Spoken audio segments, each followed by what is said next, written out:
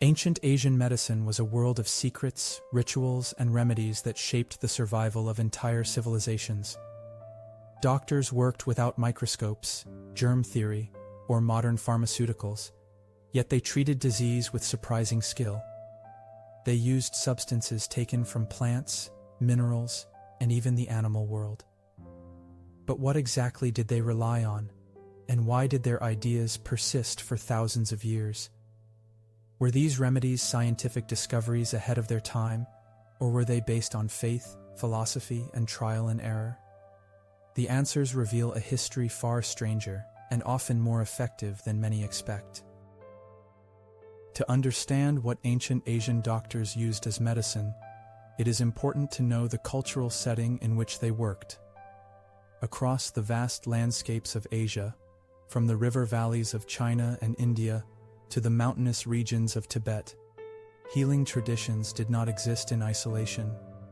They were deeply tied to philosophy, religion, and daily life. In China, medicine was influenced by the concepts of yin and yang, the balance of opposite forces in the body.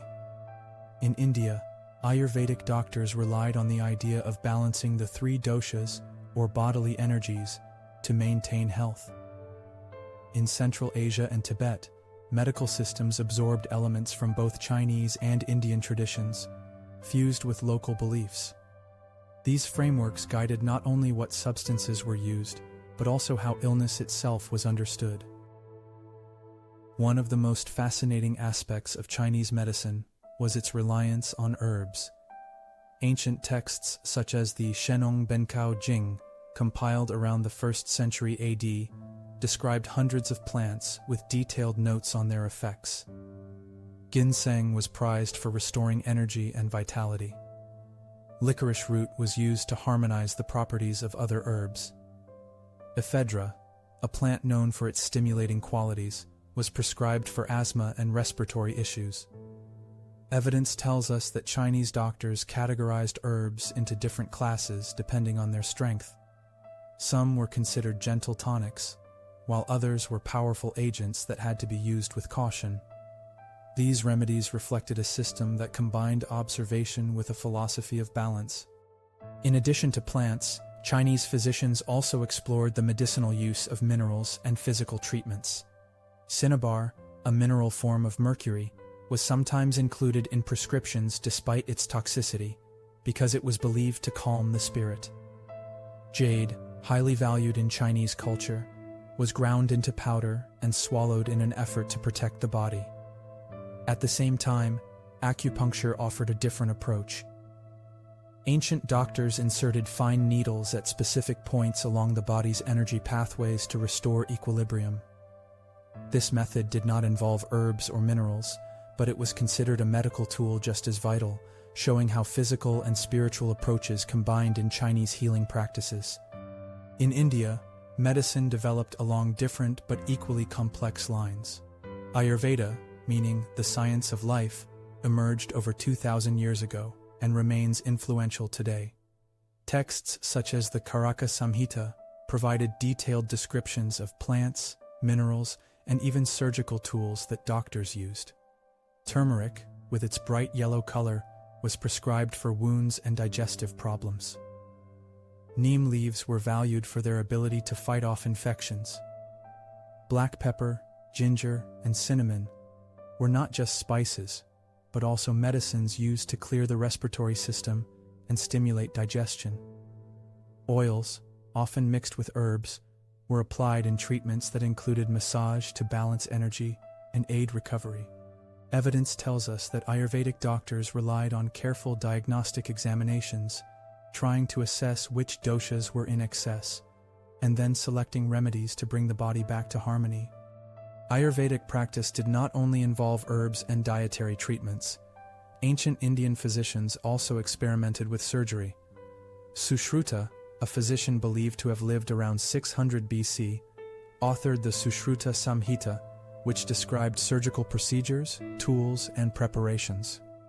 This included detailed instructions on operations such as cataract removal and even forms of reconstructive surgery. To prepare patients, Physicians often used wine as an anesthetic, while herbal poultices were applied to wounds to promote healing and prevent infection. These methods suggest a surprisingly advanced understanding of the human body for the time period. In the highlands of Tibet, a distinctive medical tradition evolved that blended local treatments with influences from both India and China. Tibetan doctors studied texts such as the Four Tantras, which described hundreds of natural substances used in treatment. Precious stones and metals were ground into powders and mixed with herbs. Plants found in the harsh mountain terrain, including rhubarb and juniper, were prepared as medicines. Tibetan healers also used spiritual practices, such as chanting and ritual, to complement physical remedies. Studies show that Tibetan medicine was highly adaptive, absorbing knowledge from trade routes and traveling scholars, making it a true crossroad of Asian healing traditions. Throughout Asia, ancient doctors also turned to animals for medicinal substances. In China, bear bile was considered valuable for treating fevers and liver ailments. In India, ghee, or clarified butter, made from cow's milk, was not only a food, but also a base for medicines and ointments.